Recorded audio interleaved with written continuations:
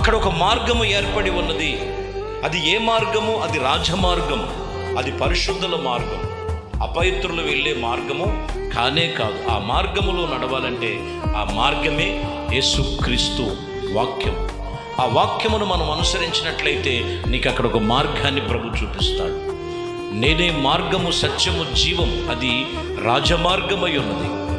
అందులో ప్రవేశించు వారు ఎవరు? పరిశుద్ధులైన వారే, అపవిత్రమైనటువంటి వారు కారని చాలా జాగ్రత్తగా వాటికి సాగిలి పడుతున్నారు. ప్రియమైన దేవుని బిడ్డలారా, ఏ విషయంలో కూడా మనము తప్పిపోకూడదు. ఒకటి, ఆయన ఆజ్ఞలను అనుసరించే విషయంలో ఒక్కటైనా తప్పిపోకూడదు. ఆయన మార్గములు నడుచుకునే విషయంలో తప్పిపోకూడదు. ఇంకను ఆయన రాజ మార్గములో పరిశుద్ధమైన జీవితము జీవించినట్లయితే ఆ మార్గములో మనం ఉంటాం. మార్గములు తప్పిపోవటానికి గల కారణం ఏంటంటే వారు వేరే ఆలోచన చేయటం వలన ఇక్కడ